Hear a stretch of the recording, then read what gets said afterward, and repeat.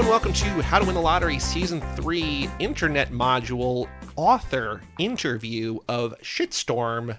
All right, we just talked about it. Fernando Sdrigotti. Hi guys, nice to meet you. Hello.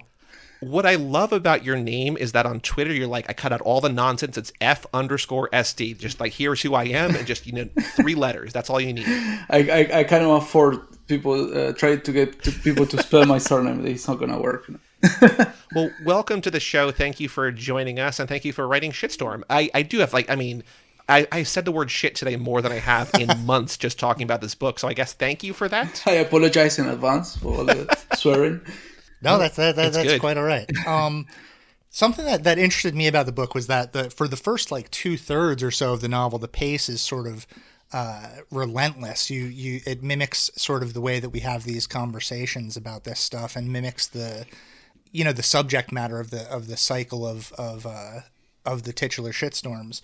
And then it moves into a slower pace as we get into the last third. So what's the aesthetic decision there? How do you what's I guess it almost feels manic to me, the beginning. How do you go about landing on the choice to write it like that? The first part, you mean how? Okay, let me tell you a bit about the story of this book. It was originally it was a novel. It was 80,000 words when I. Oh wow! Yeah, wow. Okay.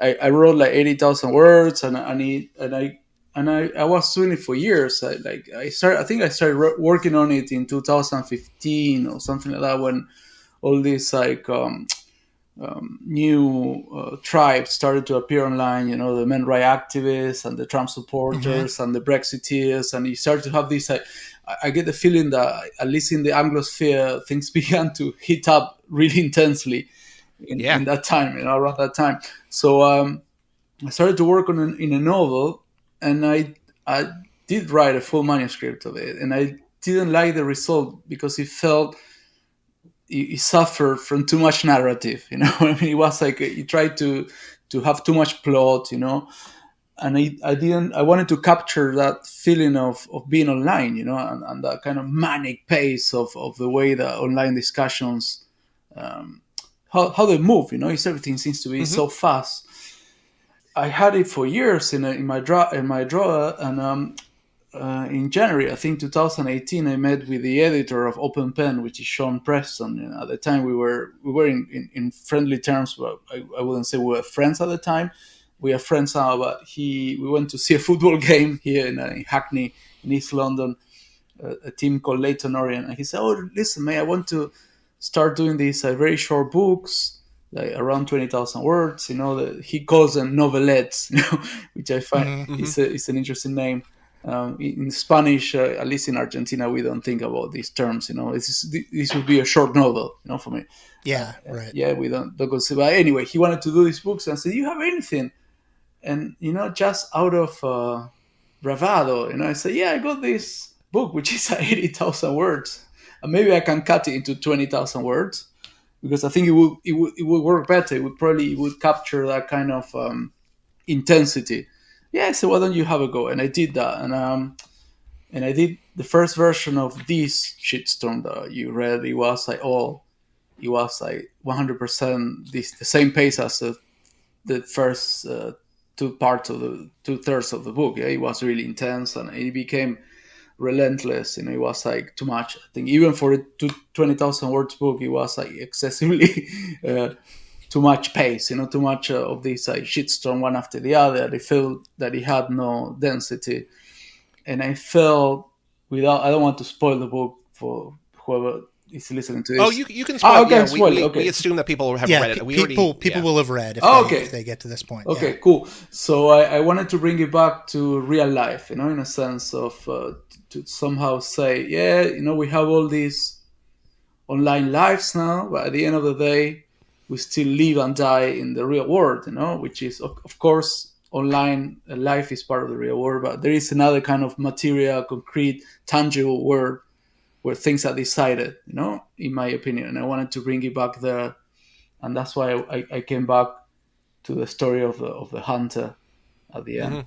I wanted to... Well, this is something that we've talked about a lot during this internet module where we've been talking almost exclusively about books that exist largely online, is this dichotomy, which sometimes might be a false dichotomy, of the real world versus the fake or internet world, because people are living more and more of their lives online. And I think like what's evident from the first large, almost characterless chunk of your book, the part that just moves through the news cycle, is that like those emotions that are attendant to all of these news stories and to people reacting to them online, like they are very much impactful in the way people do live their lives in the quote unquote real world.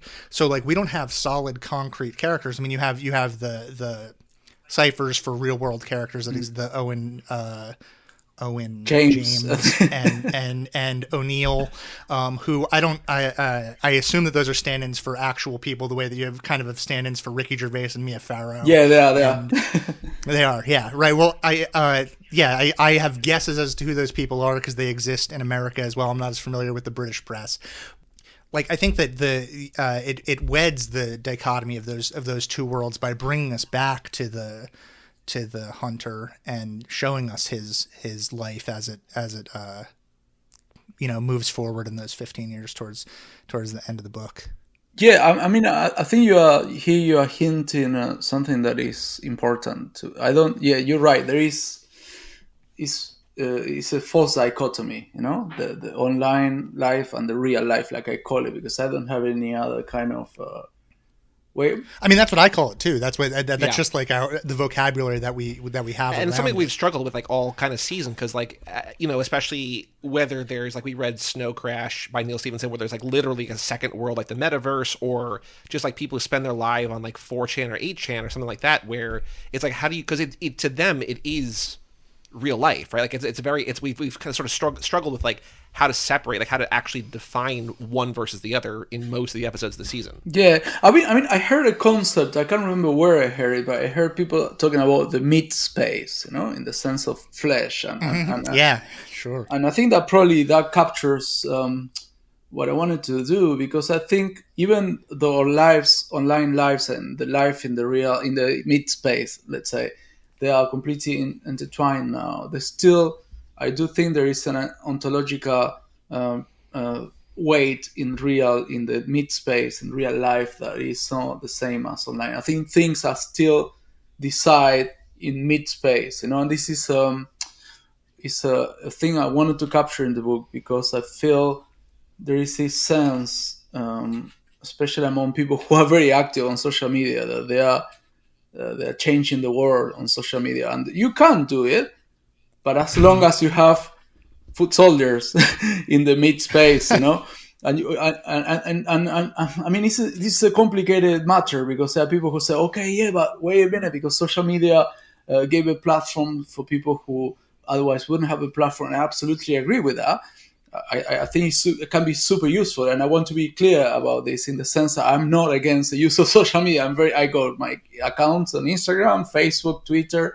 It's just that I think that we need to distinguish between individualism, narcissism, addiction to the algorithm, with actually using social media with a purpose. And that when you use it with a purpose, I think there's always this collective enunciation going on. And think about Black Lives Matters in the USA and in the rest of the world, the feminists in Argentina who really use social media to mobilize people and actually get abortion rights for the first time in Argentina. That was achieved through the organization that happened online, but with people in the streets, people going, million people marching outside of the Congress and being willing to be out there, So it is useful, but I think still politics are decided in the mid space, and we need to be. I think we need to be clear about this, because there are people who think that by tweeting hundreds of thousands of tweets a year, they are talking truth to power, and they're not. they're hooked in this mediated space, and they're just talking to themselves, and a very select group of people. That was more or less what I wanted to capture. Sorry. I'm wondering, one thing that I was reading, or one thing I was thinking about while I was reading this was, and I think it's also interesting to know that it was a much longer, first draft, first narrative, first version of this, is like, how much of this did you feel like you just wanted to explore, and like how much did you feel like you sort of had to, like there was all this information, you saw all these different things going on around you, and like being someone who is online, like did you feel like compelled, like this is all in my brain and I need to get it out of there, or is it something that you were just like, this is just something that like culturally or sociologically like interests me? Like, did you feel like you needed to do this to get this out of your brain, or were you more just like curious how this would all play out in the narrative? No, absolutely. I was very much in part of all of this, and that's why, I don't know if you've noticed, but the book uses a we. Yeah, I'm not positioning myself outside of the of the dynamics and the way the social media works. I was part of this. I used when Twitter came out. I was very active online, and I found, wow, this is, we have this tool. It's amazing. As a writer, come on, suddenly you start to build an audience. You can experiment with language on Twitter. And I think I didn't realize I became very sucked into this algorithm, and I began to act much like the characters in the book, being prone to these pangs of outrage and so on. And all my meditation on this subject started when I wrote a piece in 2013, which is called Verified on Social Media and Helplessness, which you can find on a magazine called Minor Literature, which is a magazine I edit, in which I started to think about these dynamics, about the shitstorm and cancellations and so on. I think it was probably inspired by one of this guy called Richard Dawkins, who is like a scientist. Oh yeah, sure. Yeah. He always gets in trouble on Twitter because he suddenly he says something and he's being cancelled, and I think he doesn't understand that Twitter is the out of context per excellence. He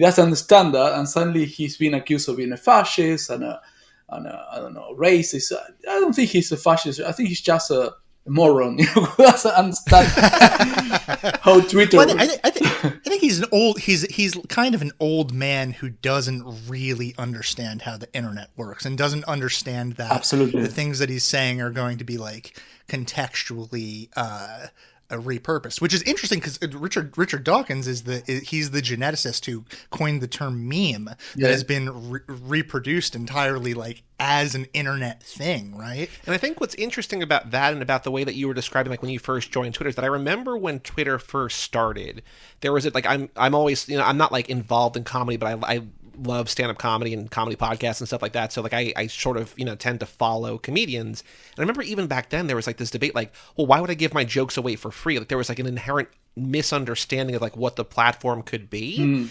And I think, the same thing where you're like, oh, this is great as a writer. Like this is, this offers all this opportunity. But I think the overall thing, like with Richard Dawkins, like what you're saying, and just the evolution is like, you kind of have to do the work on Twitter to keep up with like the way to use it. Yeah. Like not even just following the news cycle, but like, oh no, that's not how we tweet anymore. Following the language cycle and everything. Yeah. A while back, I don't know if you know this. I think it's an internet joke, a meme. I don't know. It's called bofa. You heard that expression? Bofa. Yeah, sure. We have a Tom. We have a friend Tom who loves that's his favorite joke in the world. Well, he was bofa a while back, and I didn't understand the joke either. And I'm a person who is online, and when I found the meaning of the joke, I found it incredibly childish, but also very funny. Oh yeah, no, it's both those things, exactly. It's impossible to keep up with these kind of things, and you need to be online all the time. But that's the thing also.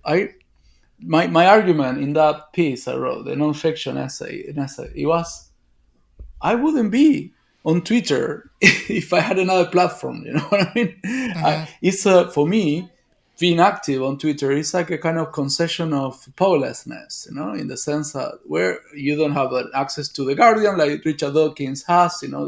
Every time he gets into an online shitstorm, he ends up writing an opinion piece for the Guardian. So still, social media introduced this idea of democracy, of some kind of erasure of the hierarchies, but it's not true. it's not true. I think it's a false impression, and we still need to, as a kind of minorities or people with not necessarily access to the spaces of power, we need to think intelligently about how we use these really mediated medium. Sorry to use that, but it's like it's very mediated. It privileges certain kinds of discourse. And the algorithm loves a shitstorm. When it's so we need to think about that, because it's not a neutral place. It's not like we're sitting in a square in an agora like in Greece. The pinnacle of democracy. We're all talking in equal terms. No, it's a very mediated medium. We're very far from the agora. Yeah, we're not even. Imagine it would be an agora with retweets. It would be murder. It's. Well, I think like for guys like Richard Dawkins, it's like if you have a platform like The Guardian, like just don't be on Twitter. Like why? Like let other people have a voice. I understand like the point, like the inherent irony in that or whatever. Like there's. Well, I think what's going on there is that someone like Richard Dawkins is feeling the hurt of a declining readership in traditional media, and he's looking at people who have 2 million Twitter followers, and he's realizing that they actually have a larger voice than he does. Sure, and he probably also wants the dopamine hit of like, oh, I got 100 retweets in the first 2 minutes or whatever. Or the dopamine hit of, I got 100 people telling me they're going to kill me. Because some people feed on that as well. Absolutely. I think there is a lot of that. It's a very addictive, like, because it clearly awards, it gives you, like, if you were a Boy Scout and they give you all these like medals, Twitter is that all the time you're receiving these like likes, and people who have a big following suddenly they really think that they matter outside of social media, but maybe not necessarily. I don't think it translates directly into being relevant outside. Mm-hmm. That's a trap. But I mean, speaking about the good uses of social media, when I think I joined Twitter in 2010, I think, and when I joined Twitter, it was here in the UK we had big student demonstrations, and it was a moment of big social unrest, because it's when the Tories were elected, and I remember having Twitter on my phone, being in a student demonstration. Then I was a postgraduate student back at the time, and I found really useful because there was this hashtag that you could follow that would tell you where were the police, and they were doing this like tactic called kettling, where basically they close demonstrators and they don't let you out. So there was all this hashtag, I can't remember what it was, but you could follow it to know where they were kettling people, so you would avoid those streets. And that was probably around the same time as the Arab Spring. And about the same time, a year later, we have the London riots, and those were things that were all organized and coordinated over social media. So certainly, I mean, there is social media has a potential to affect real life, But once again, I come back. It needs to happen with foot soldiers. It has to. Everyone. I understand that not everyone can participate in a demonstration. There are reasons of legality, there are people who don't want to be exposed because they're going to have it worse. There are people who cannot go because they're disabled.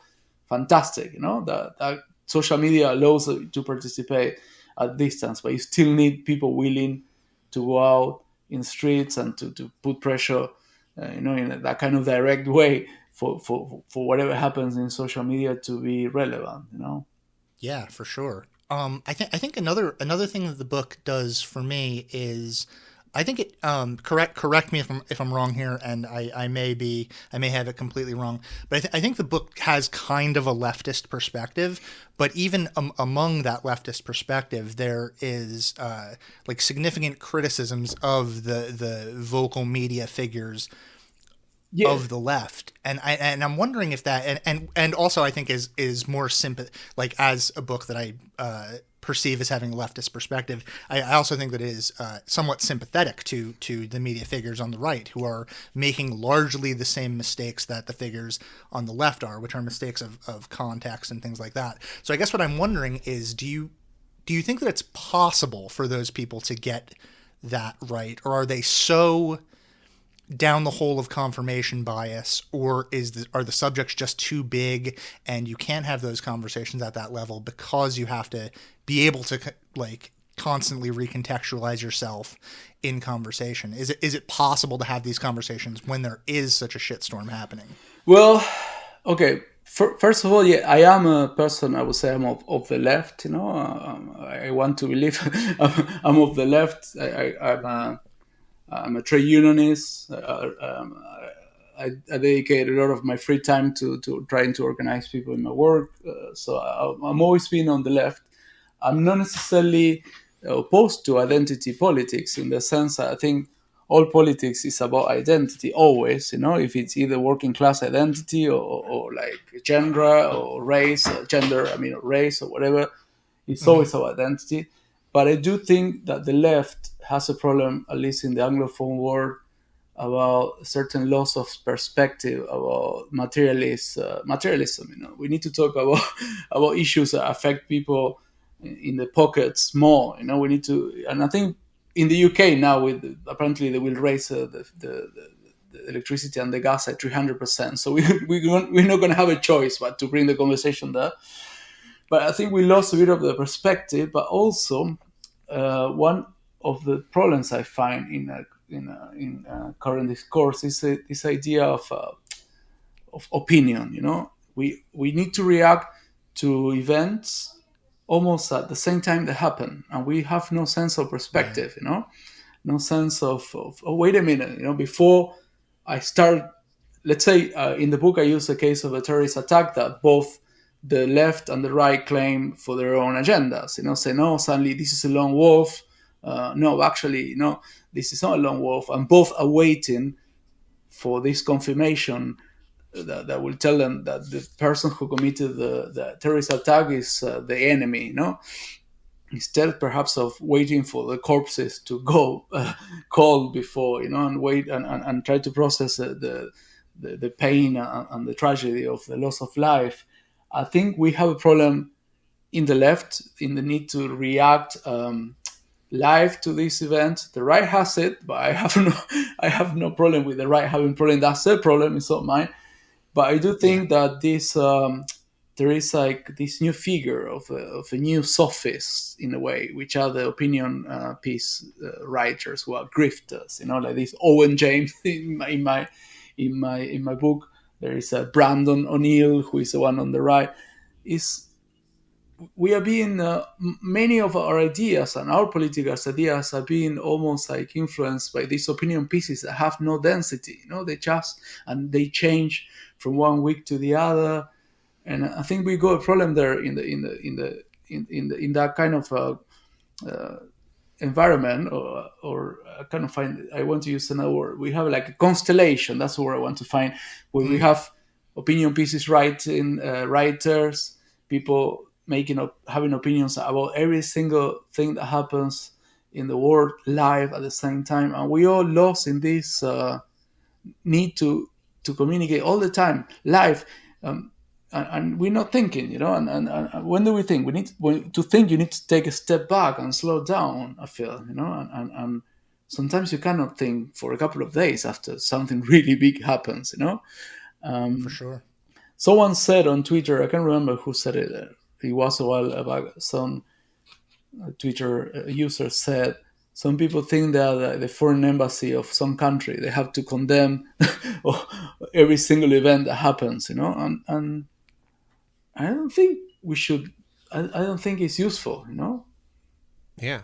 I think one thing that your book captures really well is what you were just talking about like how everything seems like it's the most important thing in the world, when sometimes it is like a terrorist attack, but also sometimes just like, okay, so like a rich white dentist killed a protected lion, like that's, objectively terrible, but also doesn't impact almost anybody, right? Like it's a very different thing on a different scale. Absolutely. But I'm wondering if, in your opinion, like I think this is all just like, predicated by the fact that like the shitstorms and how they sort of play out on Twitter. Do you think like Twitter as a platform can be saved? Like, can we rescue Twitter? Like, can it become good again? Like, can we do it better, or is it like down a rabbit hole that there's no recovering from?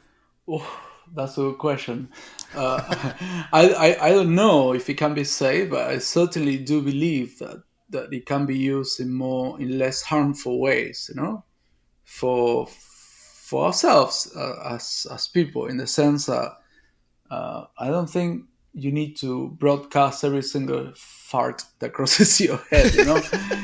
You can be more selective. It's a very useful platform to share work. Like most of my tweets are now from my newsletter or from Sure. of things that I find interesting, or the magazine I edit. I think it's a very useful way. I do talk a lot via direct message. I feel it's a very useful way to communicate to people. I know that some people find it creepy. I don't know. I'm open to respond No, to.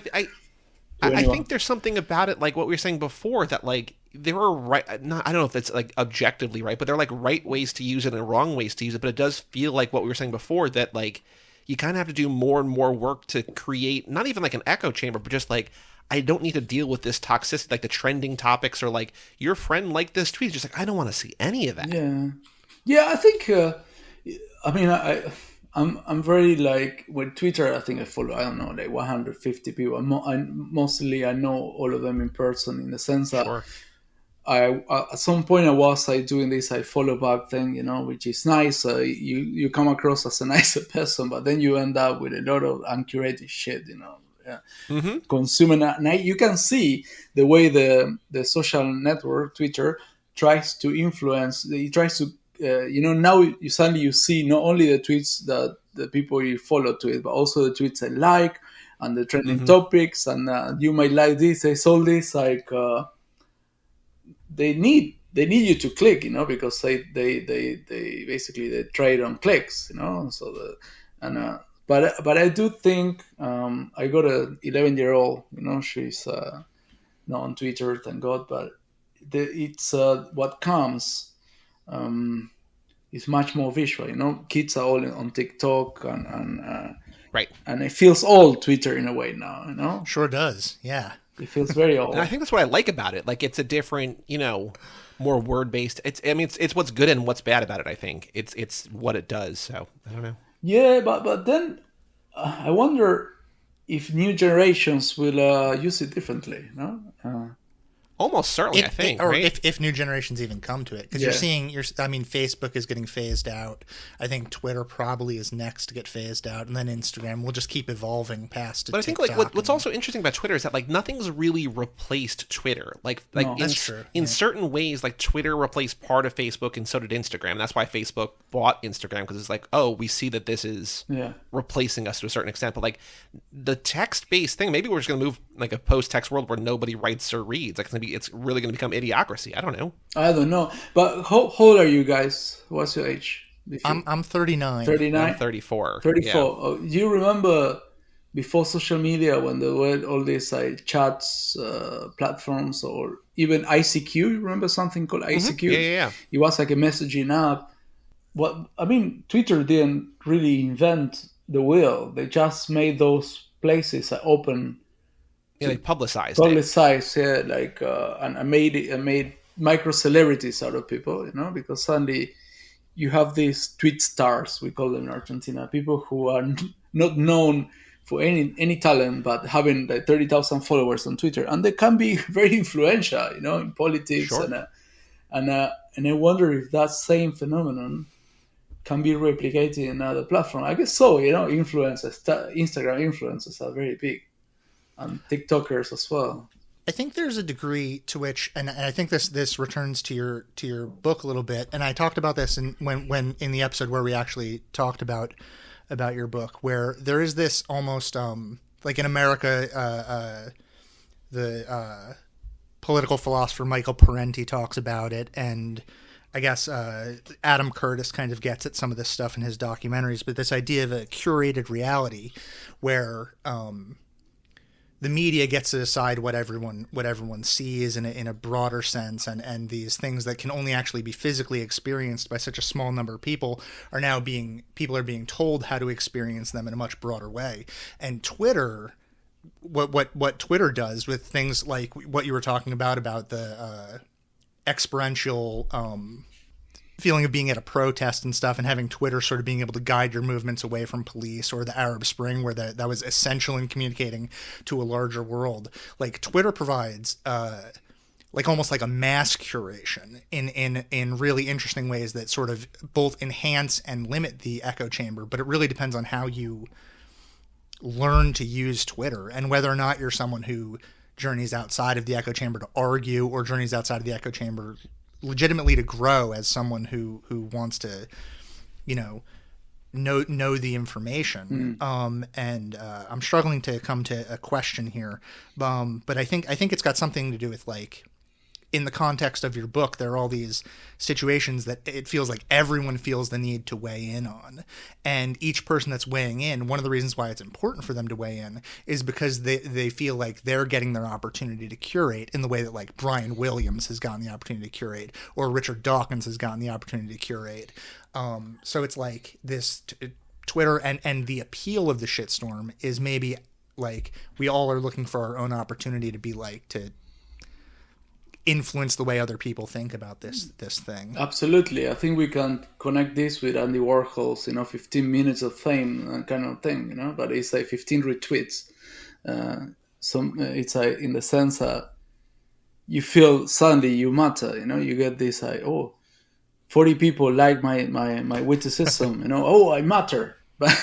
But then people don't realize who you are. They don't care. They're not going to read your tweet, your timeline, unless they want to take you down. It's like, It's also diminishing returns, right? Because like 15 retweets 10 years ago was like, hell yeah. And then now it's like 15 retweets is like, am I even making a dent? Right. What's going on? You just need it. Like it's legitimately like it mimics the like process of like a benzo addiction or something, where like you have to like continually up your dosage to get higher and higher. I think what's kind of funny is that, like, going back to the comedy thing, that like several years ago, this comedian Joe Mandy bought 1 million Twitter followers because he realized that, like, in the world of, in Hollywood, like, to do TV or movies or just stand up or whatever, like, so many people, when Twitter was like first really becoming a thing, they were like, well, how many Twitter followers do you have? He's like, well, I got 1 million. Like, oh my God, you must have such, but they were all bots, but like nobody knew what it was. And so the evolution of like how people perceive it is just, it, again, you have to do the work to keep up with it.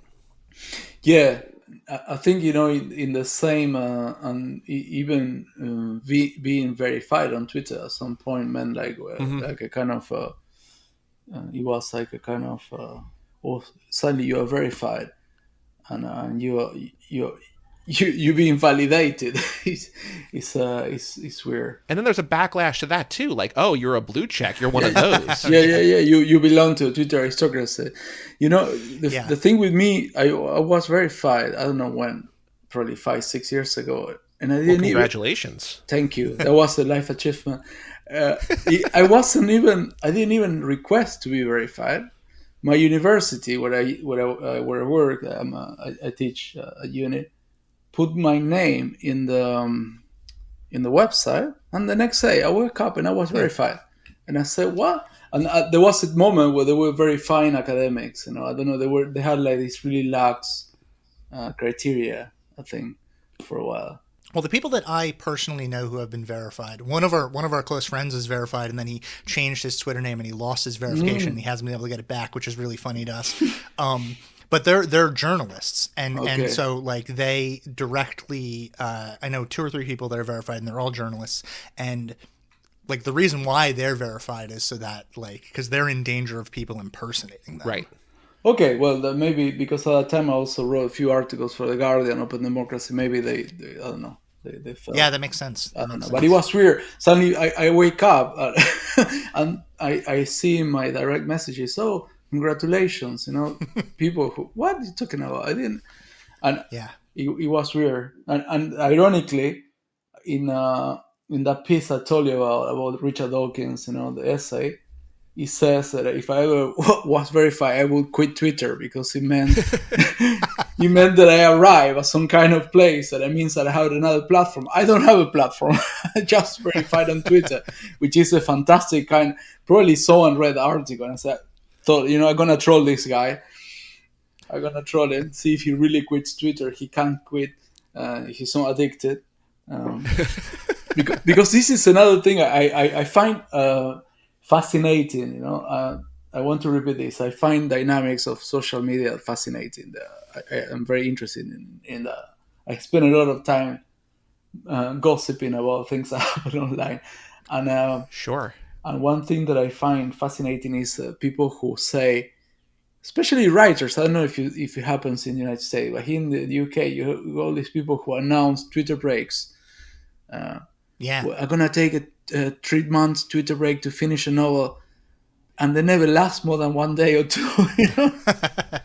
Well, I think it's the same kind of thing. It's just like that they want the recognition that like I'm above this. Like look how good I am that I don't have to be here with all you slime, and then they need to come back. But they cannot help themselves, and and they suddenly and they always use the same vocabulary like, "Well, I'm just popping in, to say, talk to you about this book, or to post a selfie of myself." It's like really weird.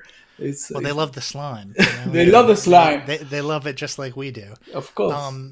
There's something interesting, though, about, because going back to the discussion about the meat space versus the cyberspace, which is that the cyberspace has created this system of currency in which you can be validated. And we don't really have that in the quote unquote meat space. Like, you can be a celebrity, but it's not like if you're a celebrity, you get a blue check next to your name in humanity. So no, they just give you millions of dollars. Yeah. Yeah, but there's like this, I guess it's like, a system of creating a hierarchy or like power structure, which is like, to me, when I was a younger person and I thought of the internet as utopian, I thought the purpose was to get away from that sort of thing, to move away from like these coercive power structures that exist in the meat space. Because on the internet, it's like information is democratized and everybody can access things in the same way. But no, it's like we're just recreating the same problems that we had in the real world with these blue check marks, et cetera, et cetera. Mm-hmm. Yes, absolutely. I'm old enough. I'm 45, to remember when internet seemed like this pirate land, this land of possibilities that was going to actually do away with all the hierarchies of power and so on. And slowly you can see how it's becoming more and more regimented, more similar to the mid space, in the sense that you're absolutely right. More gatekeepers, more checks, more things that tell you who people are. I guess some of that is there are also very dark parts of that chaos of the internet. It can very easily go out of hand. At the risk of boring Bob here to tears, like there's something like there's the whole like upcoming like Web3 with like blockchain and crypto and metaverse and everything like that, and like the whole like promise and idea of that is like this decentralization, like no one owns it, it's a space for everybody, owned by everybody, whatever. But like what it's becoming is that like a company like Nike's like, oh, I can make $180 million in selling NFTs. It's like, oh, well then Nike's, that's still like them selling shoes. Like there's the promise of this future where like nobody owns everything, that like it's all like pirate radio or whatever. Like that's never going to happen. Like corporations like Facebook or Meta now owning this like entire huge space is just like, no, it's still going to be the same thing. It's just like in a different format. Like the possibility is like a lie. Yeah. That's the thing, isn't it? That's it's a lie, in the sense that we feel. I mean, there was a transference of power from the state to the corporation, in a way. It's a very interesting libertarian coup, in a way. Libertarian, but I mean like right-wing libertarian, in the sense that who do we allow to control our information, the places where we interact. There was a transfer from the state to corporations, and I mean, for some people this would be probably something to celebrate. For others, I mean, I think I mistrust the state coming from Argentina, with all the things that happen there. But I also feel that I don't trust corporations either. Yeah, like do you trust Mark Zuckerberg or do you trust Elon Musk? It's like no. The answer's still no. Exactly. So how do we? The real questions here is how do we build a commons that belongs to the users? And we haven't. I mean, there were some attempts. I don't know if you remember. There was this social media that never took off, sadly, called, I think it was called Diaspora, was it called? Or no? That sounds familiar. Right, I can't remember. There was an attempt to make this completely decentralized, open access social media. I can't remember the name. No, but you see, it didn't make a big impact, And Well, I think what's interesting about like the Twitter thing is that like Twitter like basically like the reason that Twitter is successful and it's not really like they don't make as much money as they should is because like it's driven by anonymity, and so like it's this weird combination of like people like Richard Dawkins, like known quantities, but then also all these like eggs or whatever, not our listener egg, but like actual eggs or what. I guess I don't think they're eggs anymore, but just like people go on there because they can. It's sort of 4chan or 8chanish that they can just yell at celebrities behind the mask of anonymity. Like it's this weird kind of blurry ground where like no one's happy because no one gets... and then now especially you also have people who used to jump on as anonymous eggs and were real people. Now there's the constant accusation of them being bots. Yeah. So there's like this blurring of reality where we're not even sure who's real and who's a robot. In like what is a real like Skynet type dystopian idea of like what the internet even is. Well, it's the same thing like in dating apps and everything. It's just like, are you real or are you trying to get money from me? Like what? Like I don't know what your end goal is here. Yeah. But it's I think it's safe that the end goal, regardless of the politics or regardless of anything, is almost always to get money in some form. Absolutely, yeah. Well, I mean, they're corporations, and their goal is to make profit, isn't it? I mean, it would be like really naive to think that doing that. And but the bots, that's fascinating, no? Because in a way, it's a very optimistic way of thinking about people, because maybe, people are stupid sometimes. They're no bots. Give the space. That's my guiding mantra in life. Just like, no, people are dumb on average. It's just, maybe it's not a bot. Maybe it's just someone who cannot even articulate a thought without coherently. There's a lot. I know many people like that. Many with titles and degrees and so on. So it's not even a question of mental ability, but it's a way they express themselves. I have a question. We mentioned our listener Egg. There's one of our good friends, Meg, reads all the books that we read. She writes in, and she kind of had a question, and I'm wondering, like, I'm kind of going to rephrase her question a little bit, but I think you said that you had originally written this in like 2015, and then, proverbially pulled it out of a desk drawer in 2018 when you had the conversation. Like, if you were going to publish it, like if it hadn't come out then or it hadn't come out when it came out and you were going to do it now, would you like edit it or condense it or frame things differently now in a world where like, because in the novel, he's not named by name, but like Trump gets reelected. Like, would you have done things differently if you'd put it out now as opposed to when it came out? Or do you think it still would have wound up in about the same place? And I know that's kind of a weird, like, it's a hypothetical that, like, doesn't really, like, it's hard to maybe pin down. But I'm just kind of curious if, like, the way that the world has changed in the year since you published this, if that would have informed anything. I guess another way of asking this question is the book sort of married to the specific news cycle that it's talking about? Or, like, does something like the January 6th riots interfere in how you interpret or present the information that you've done so? Well... I hope he's not reelected, but he's who knows? He's been talking about trying to run again. But probably if I had to write this book today, I would probably talk about other things, or maybe the war in Ukraine. Sure. The cost of living crisis in the UK. It is a lot. Shitstorm is a lot about things that happened in the 2015, 2016, 17. Right. But I try to create archetypes, the archetypes in a sense. That's why I don't name Trump. I say the president of the United States of America, and I talk about these like kind of archetypal shitstorms and so on. Well, I think what's interesting, and we said this in the episode that we just recorded about the book itself, is that like the examples are specific enough that you can remember things, but it reached a point where I'm like, I don't know if this is a real thing that happened or just feels like it could have been real. Like, there's so many things that flow through the news cycle that it's, in the archetypes that you're creating, it feels like, well, I don't know if this was real or not, but like it might as well be real, and it might have been something that we were all angry about for 48 hours until the next thing came along. Like I, for example, have no actual memory of cunt dough existing. Well, that's something. I regret to inform you that's real. I know. I think I remembered that. I remember. All right, well, it is what it is. I regret to inform you. It's not the real name. Performance artists have to make livings too. Well, bakery is always a good career. But all the shitstorms, all the kind of events referenced with the exception of the terrorist attack in the Eurotunnel. Hopefully, it's not going to happen. But all of them are all real events that are fictionalized in a way. Yeah, Sure. I used all of them.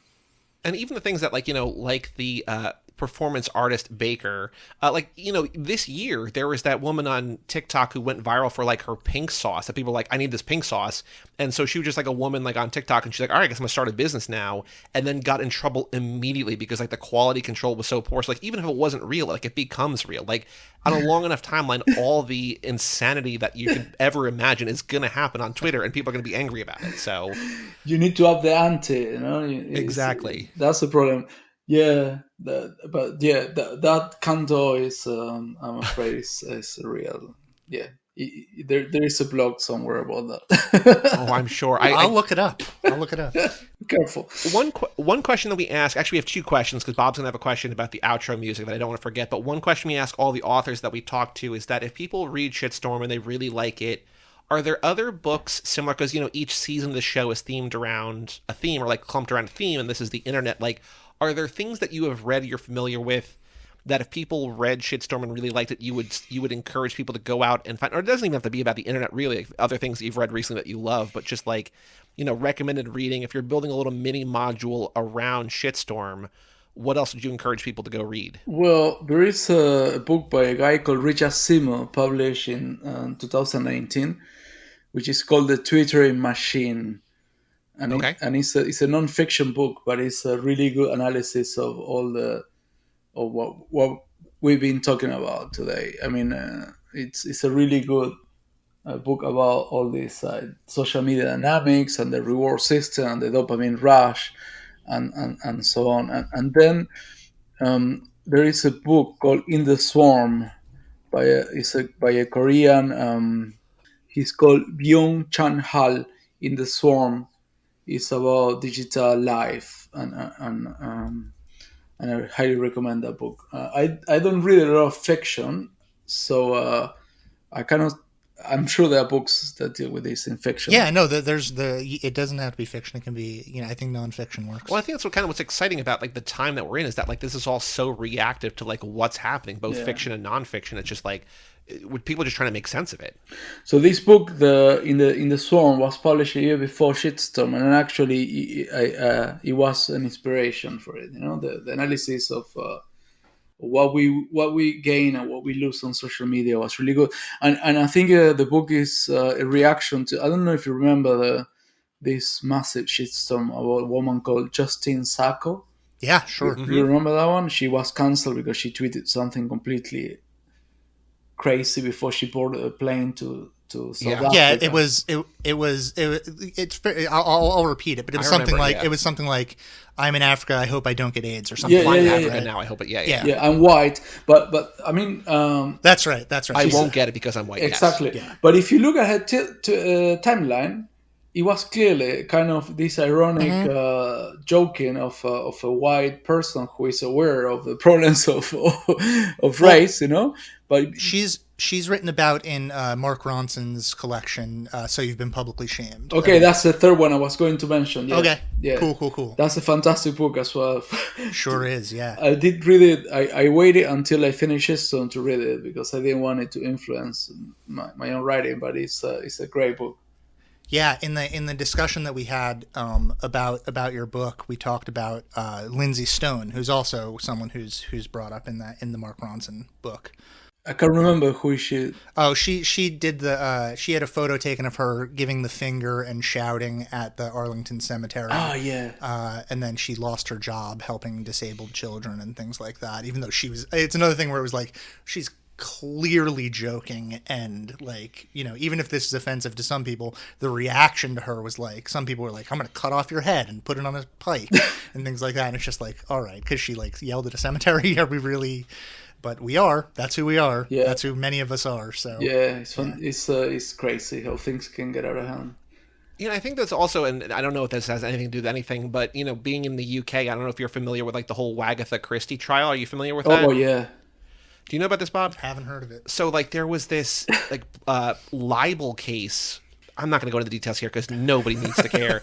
But basically, it was like set up that, she set up an Instagram account with her close friends being only this one other woman.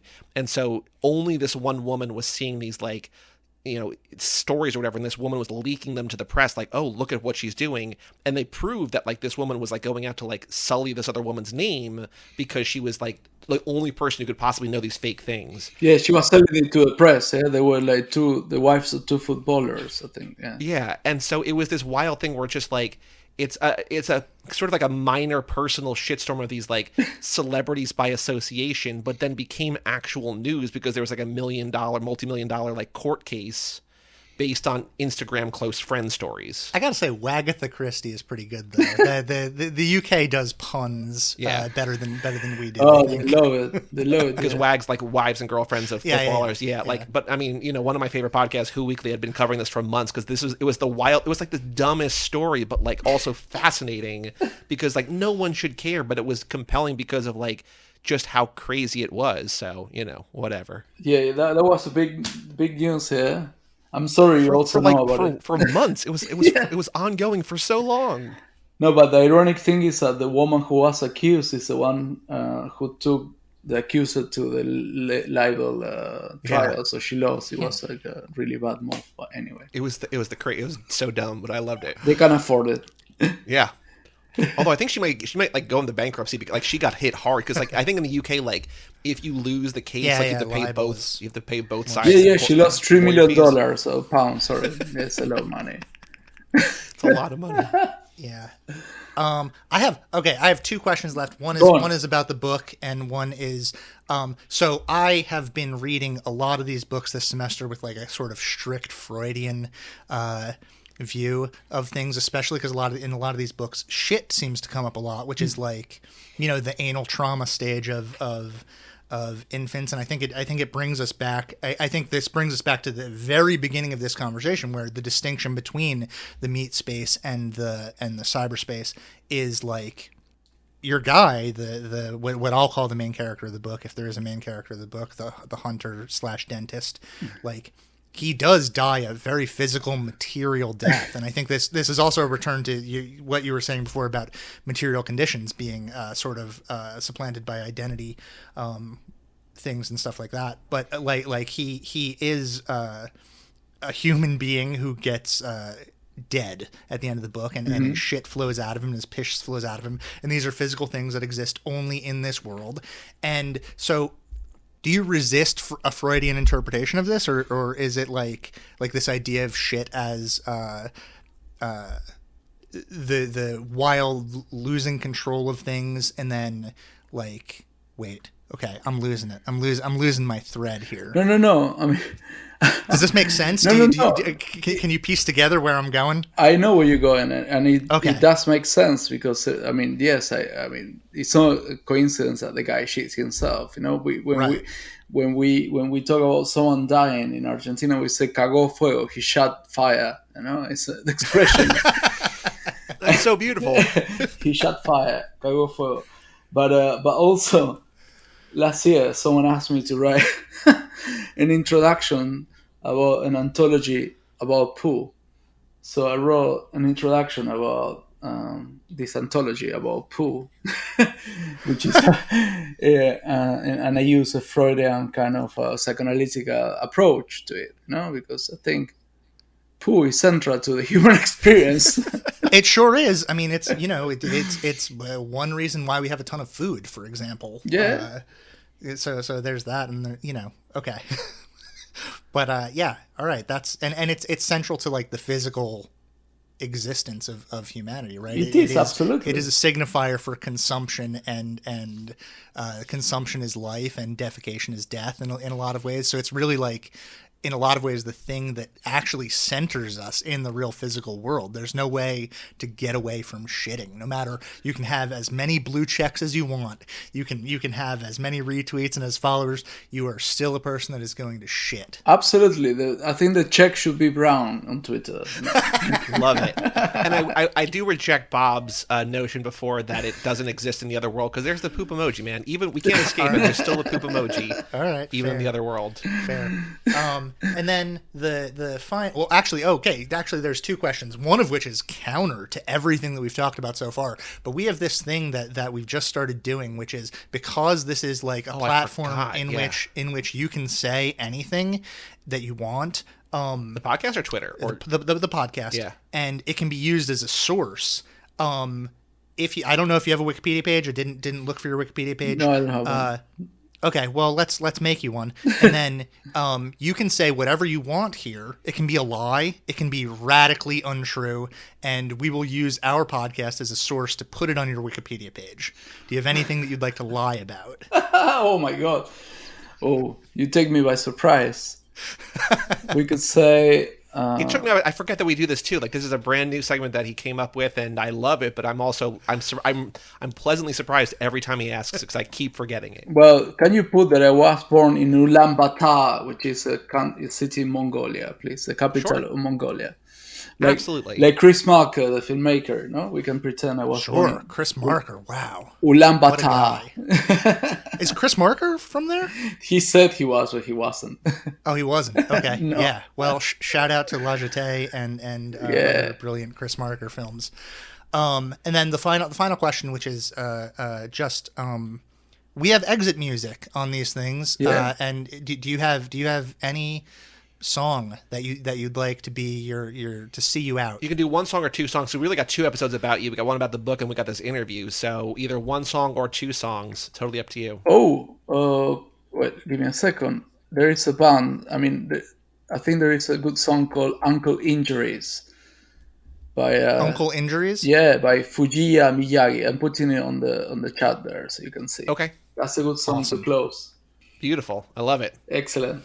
Because this is also a way for Bob to shirk his like one responsibility. Like he picks what books we're reading, and then basically everything after that is me. And so when I'm editing an episode, I text him. I'm like, "Hey, what's a song?" And this is a way that he has cleverly gotten out of having to do that too. Yeah, I just get other people to do my work for me. Yeah, it's my move. Excellent. All right. Well, I think that's it. Thank you so much for talking to us and for. Bringing us into this world of Shitstorm. It was really a pleasure both to read and to talk to you about. It's been a pleasure to talk to you guys, and thanks for putting the book and reading it. Of course, it does make a difference, to know that people are reading what you write. Yeah, we sure hope that it does. Excellent.